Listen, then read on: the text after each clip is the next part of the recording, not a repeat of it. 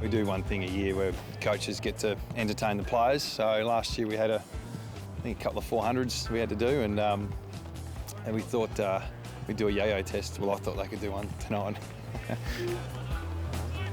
Every time we pull a test like this, he's been training for it for months without telling anyone, calls it last minute for everyone else, and he's the boss, so no one's allowed to beat him. We think Simo's been practicing. He was asked for the tape, so just watch that. Mitchell's just out of the game, but VB, Van Berlo, look at the body on him, you've seen that? Calves, like ripped, you know, he still runs the rivers. I think he's the number one. Oh, he's a runner. I've heard stories of him at the Crows just running laps and laps and laps, so he's my bet. Well, I reckon Simo, because he's probably going to push harder than any of us. So I think he's trained for this and he's ready to go, but he'll push himself to the limits. And the least performance, I'm going to go for, I reckon, Praddy. I'd love to say Mitch. Don't know about Jamie Graham with his knee. Yeah, hopefully it's not me, mate.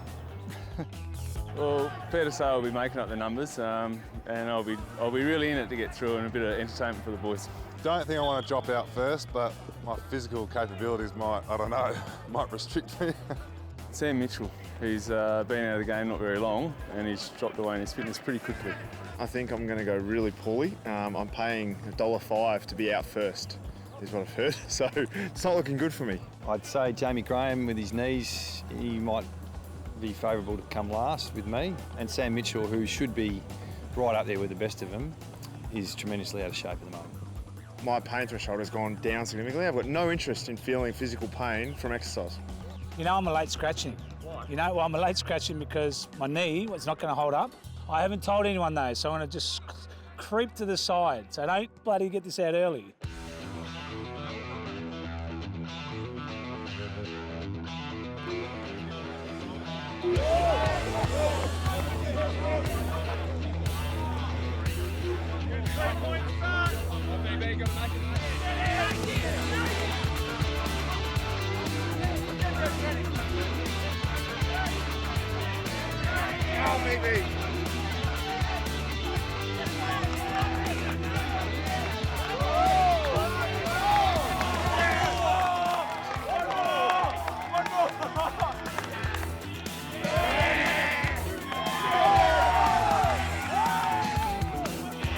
Yeah, look, it was really important to make sure the coaches dug deep that night. It wasn't something we were really looking forward to, but all of our players, their own specific pot of players, got behind us. So I had my 5 or 6 in my corner, and I needed to make sure I got it done for them. I didn't want to, be like too much of a try-hard, but I gave it a little go. And once it was down to 2 of us, VB and myself, we looked at each other and said one more. And once we finished that, then we were done because we were holding up the group from training, so I was conscious of not making the boys stand there any longer, even though I was buggered. I've seen Drewy before training. He does a bit of running around and across the ovals, a bit of shuttle runs, and he's certainly in some fine form. I don't think he's lost an inch of fitness since he finished up last year, so always knew he was going to be there or thereabouts. I'm going to do the HBF fun run, so I'm going to do the 12K. So that's kind of meant that I did some training anyway without knowing we were going to do this test, and that's kept me in reasonable shape.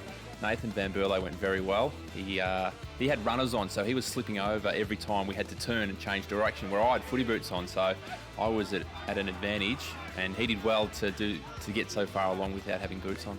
I was wearing my sand shoes, which wasn't the best of ideas, so next time, learning curve round, I might put my footy boots on.